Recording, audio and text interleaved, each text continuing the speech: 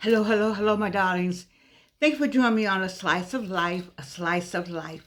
Well, October is Breast Cancer Month. It's also Domestic Violence Month. And I wanted to talk about the breast cancer side of October. I can also talk about the domestic violence side of October. But I want to talk about my journey. So, my first cancer was breast cancer. I had three cancers, cancer three times survivor. And it, I don't even know where to begin. I'm gonna start with Anita K. Johnson. I was in my 50s, late 50s. I have a girlfriend whose daughter's in her late 50s, and she just come through breast cancer. But anyway, my late 50s, and I retired from Delta at 52, and so I'm working now at Atlanta Municipal Court for the City of Atlanta, working in domestic violence. Um, they hired me specifically for that job. Uh, so anyway, I have a good friend, still my good friend, Anita K. Johnson. She asked me had I had a mammogram. Mind you, I'm 56 by now. I retired in 52. I did some this and that. Anyway, by the time I was 50, 56, I think I was working for the city of Atlanta. Um, and so Anita said, have you had a mammogram? And I said, no. So she said, what do you mean you haven't had a mammogram? I said, no, I haven't had one. So maybe I was 57. I take it back. So she went on, because I didn't know her like that. I knew Maria, our friend. We had a mutual friend. So Anita, that didn't set well with her. So she came back. Have you had a mammogram? I said, no, I haven't had one. Well, you haven't had a mammogram. I said, I just haven't had one. I don't want to do all that. I had that, like, who are you? I'm tired of talking about this. You know how you have they're animals. Not calling Anita an animal, but they're animals and people who can tell. Like there's some animals that kind of sniff and they'll start barking at a part of your body, or they will let you know that something's not right. Well, what Anita had in her mind, something wasn't right because she kept coming back to me about the mammogram. All the while the cancer's going on, I don't know this. And so maybe, so I'm 57, so I was 60. So it couldn't have been that long. Maybe I was 58. So anyway, um, I had an earache one day, really, really bad earache. But in the meantime, just not paying attention, my body had lumps. And I couldn't imagine what those lumps were. And I said, it's lumpy. Why are my breasts lumpy? I asked myself that. In the meantime, still, Anita's still asking me about getting a mammogram. I'm, like, girl, get out of here. I'm gonna go. I'm gonna do it. Then I said, I'm gonna do it. She said, you gonna get one? I said, I'm gonna get one. And just to get her quiet. Anybody know Anita K. Johnson? Well, to get her quiet, that doesn't work often. But I love her dearly to this day. So I didn't go get the mammogram, but I had lumps in my breasts, and I didn't know what the lumps were. And it looked like I was getting more. Couldn't imagine why were these lumps in my breast. And so my ear was aching really badly one night. I said, oh, my ear's aching so badly. What is this? And so I went to the doctor, and I said, one of those urgent care people out by Delta Airlines, because I was retired, but I was still under Delta's insurance. Okay, okay, anyway. So, group insurance. So, Georgianne takes her happy self out there and says, my ear aches. And then while the lady's talking, and she said, well, we have to send you somewhere, da da da da. And I said, I don't know why I have these lumps in my breast. She didn't talk to me anymore. She said, what did you say?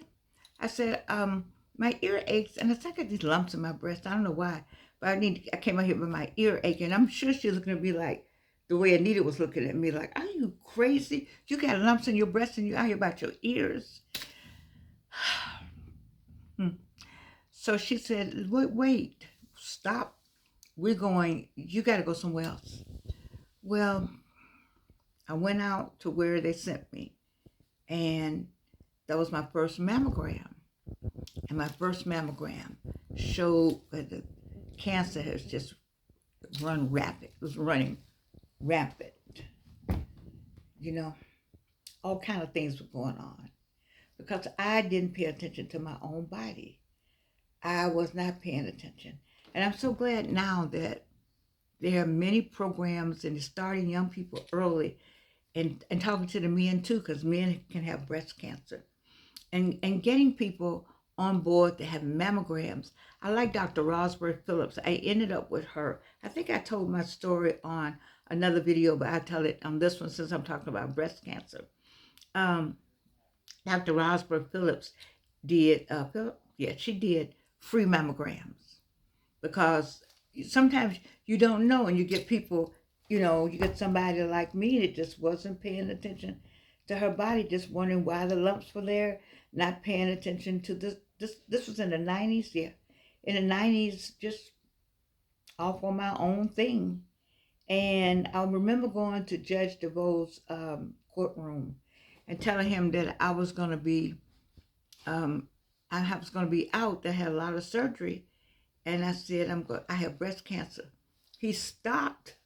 I think I sent him a note or something because he was busy. He stopped what he was doing. He sent everybody out the court to talk to me. He said, "What did you say?" I said, "I have breast cancer." He said, "Do you know Dr. Rosberg Phillips?" I said, "No, I don't know her." They gave me somebody to go to. He said, "Oh, no, no, no, no. You can't do that. You need to go to Dr. Rosberg Phillips. She's a friend of my wife's." So I went to her. He got an appointment for me right there the next day. I was so happy I did that because one set of people had said one thing, but Dr. Phillips said something else.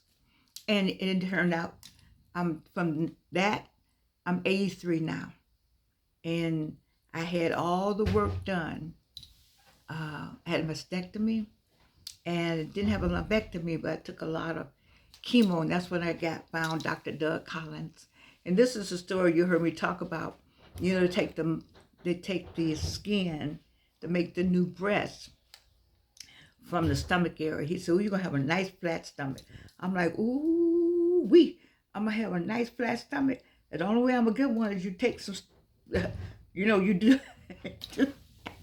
So anyway, he took what he's supposed to take and made the breast. I was so happy. All that goes along with it. I don't know. I don't know how I just managed to work through that without knowing everything, not knowing what it meant to put everything back together. You got to put it together in parts, and I didn't get that part, 3 parts. But anyway, I learned from it, and I'm still happy. The only thing that was funny, and nothing's funny really though, but when I went back to see the doctor that did the surgeon, he said, "I didn't take enough off here because it's not flat enough. And so we can go back in and make it real flat."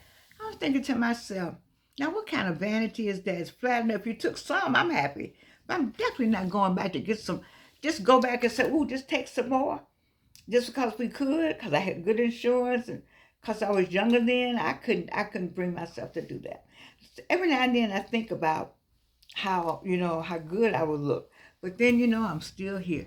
And how good you look is relative. Anyway, so my breast cancer journey was amazing. I had family, I had friends, and I had my church, Big Bethel AME Church. I had people who had breast cancer, people who had family had breast cancer, and they came to see me and talk to me about it. Because some people don't like to talk about their illness, but it did a lot for me to talk about having breast cancer. So I can, and then Dr. Rosberg Phillips has this organization, Sisters by Choice. And so she would get me to go and talk to other people. I remember talking to a young woman and talking to her about my experience so that we could like a tag team. It's not beautiful. None of this that happened to me was it's not beautiful, But I'm grateful that I managed to get through it. And you get through it with family and friends. It's attitude. See, part of health, I believe, is your attitude towards health. Your attitude towards, I mean, I was like, come on, let's go. Because I didn't want to be down a long time. Other thing that got me was, so I'm also laughing, but it wasn't funny. So I got ready to go home after 4 days. I was going home. And I was waiting for them to take the tubes out. But they had all these tubes, the little rolling thing, whatnot. And so they said, Miss Thomas, you can go now. I said, yeah, I'm waiting for the people to come take the tubes out. And she said, oh no, the tubes go home with you. Child, I don't know if they do that now, but can you imagine? I was like, and in my 50s, you know what I look like. I was like, what now? I'm going home with some tubes. Yes, ma'am. You certainly are. We have a nurse out there to help you with it. Oh my God. Oh my God. Oh my God. Oh my God. That was something. That was something because the two, I had four, and they were all cumbersome, and they had things on the end. And I was like, and one night, one of them broke. I thought I was going to die. I had to call another friend. I don't know why. I can't remember anybody, her name right now, but Soro's mama, I think. I call her. The thing is, I'm telling you, I got some stories to tell you about this whole breast cancer thing. But you got to have, it's attitude. It's certainly attitude. Your attitude helps you with all of this. None of this is easy. Who who is okay with having a mastectomy? Some people, especially when he showed me the pictures, I was like, well, what? And then some people just have them both removed. I admire that. I admire the woman who says, I cannot go through that. So take these breaths, especially if somebody's had their children already and a woman of a certain age. And I like the fact, this is what else I like, and this is going to sound kind of funny. I don't know how to say this. I like the fact that a person I know had both her breasts removed, and then later on in life, I, I don't know all the story, and I'm not sure I know what I'm really talking about, but just what I put together and people put together, which ain't nobody's business. But the fact that, the brother man came along and said, as is. See, you want somebody to take you as is. Breast cancer not, breasts are not, hair not, teeth are not. Just, it's a lot. When I looked in the mirror and my head was completely bald.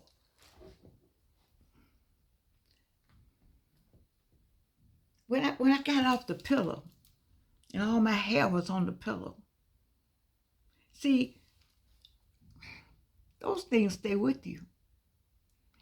When all your hair is on the pillow, you know how a woman has her hair? My hair was like this and it's like this and all that. It was on the pillow. And then it went all the way, except two little pieces was right here. And I would put a hat on, you can only see, had a hat come all the way down. And you remember that story I told you where somebody told me to take off my hat. I was ashamed to do it. I like today's women, or today's woman, women, who wear their hair shaved. There's a woman in my church has always been like that. And people look at, she looks good. Her clothes are immaculate. Everything about her is immaculate. And she has a shaved head. And sometimes little pieces of hair come and she goes right on. I admire that about her. I take this off sometimes and look at myself, and I want to do it. But it's been so hard. It's been so difficult for me. So when my hair first came back, I have to show you some pictures. It was just like a guy, like a kid. I did walk around like that. I was so happy to have the hair. Then I was younger, so I look good, And so I admired myself for that. I just walked around with no wig. Nah, I didn't want to do that. But I did do something crazy. Now listen, you all. When your hair grows back, leave it alone. Don't go somewhere and stick a perm in it. You know I messed it up, don't you? Yeah, all the hair came out again, Lord. But anyway, so I finally got some hair to growing back. I was so happy to have some hair back. Little things. And I was just happy to talk about it. So what did I do? You have to get past 5 years. And so I used those 5 years to enroll myself in Clark Atlanta University and earn my doctorate degree. My 5th year, so I was 66 when I got my degree. So I must have been, it was 5 years, so I must have been 61. So however it was, I was able to get my degree and make those 5 years. And the 5 years went by pretty fast. You know, years travel, especially when you count down like, oh, I made another year. Oh, I made another year. I wouldn't be feeling well if I made another year. Let me talk about the chemo. They haven't come up with anything. It's got to be something better. I don't know what it is. But I had the red devil. And I'd never learned the terminology for the right because when they called it the red devil, it just stuck with me. It was a big needle. It was terrible. It was absolutely terrible. I was so sick. I can't tell you. But I had friends that said, don't eat with a metal spoon when you're on chemo, because food was making it worse. And find you something. And I found me some dressing. I used to go to Q-Time or send to Q-Time because at the time I was somewhere else. I was living up in the West End. And I would go to Q-Time and get dressing. And then it got so bad, guess what they said? You need marijuana pills. I was like, I can't do that. I can't do that. Said hey. And that back then you had to have a doctor to order them for you. It's the only thing to settle me down. I was so sick and I didn't want to take them, but I took them because what did I eat? I had bags of chips. It did the same thing. The pills treated me the same way. I had chips and candy and all kind of stuff. I was lost so much weight too. You know, I can look back on it now for the people who are in it, with the breast cancer people who are in it. I want you to say, look at Georgianne. I got this is one of the first things I got that I've kept this.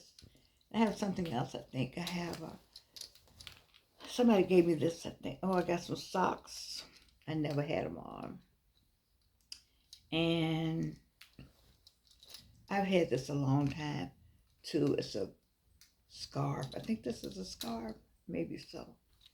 I've kept it in this little bag, you know, because it stays with me. It stays with me. God has been good. God is good. You know, I didn't know what was going on with me. And I couldn't wait to get through the breast cancer. I just couldn't wait to get through it. My 5 years, I got through it. And I went on with life. And then bam, the second cancer came. First colon cancer, emergency surgery.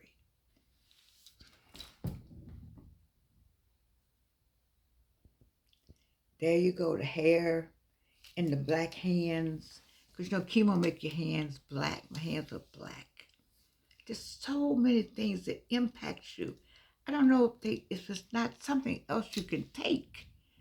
But I'm telling you, in this third cancer, they had to put a port in me and attach the cord and the bag so I can carry chemo around in a case that couldn't be bumped.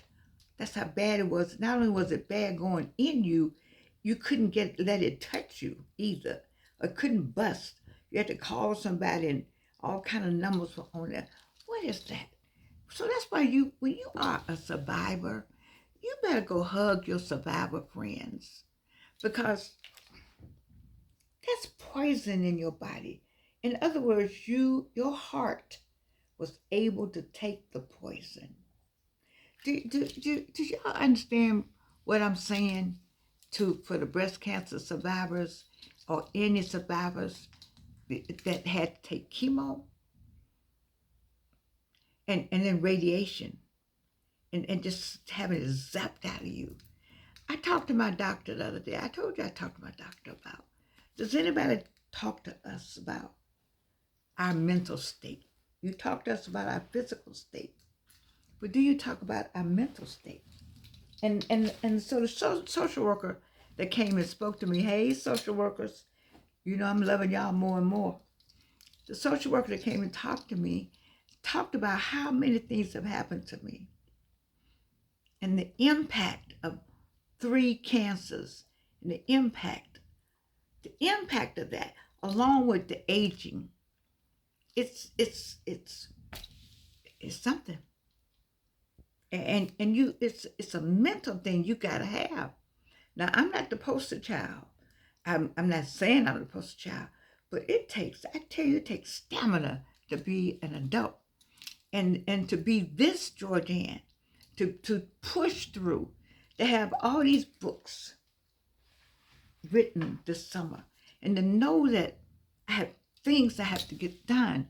See that it's a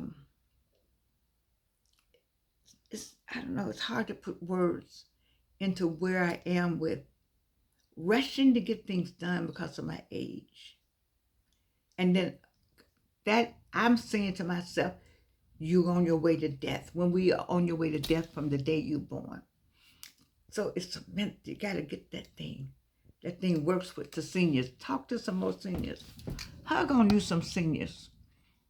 That's, now what am I calling seniors? I'm not talking about my 45-year-olds. I'm not talking about my 55-year-olds. I'm not even talking about my 65-year-olds. I'm not talking about my 71, 72, 73. But I'm talking about 78, 79, 83, 95. Yeah, we're the ones that just, we know. We know that we know. And, but I encourage you to continue to have dreams and hopes and aspirations. When I told you the other day I was in the room where it happens, those people are not looking back at me, but I'm looking, I'm remembering in my mind, I'm savoring every look in that room. I'm feeling everything that was in that room, because I was just to be in there for maybe 30 minutes. That was some of the best 30 minutes I could had in my life. Those 30 minutes. I didn't know those people and they didn't know me. That's what made it so much better. I didn't know them. I didn't know anybody in that room. And they didn't know me. I was just had to come and do what they asked me to do, and I said what came up out of my mouth. I've been kind of leery about it. I could have done it better. You know how you always think you can do it better. But that was all of that. Look at this, where I came from, and I'm 83.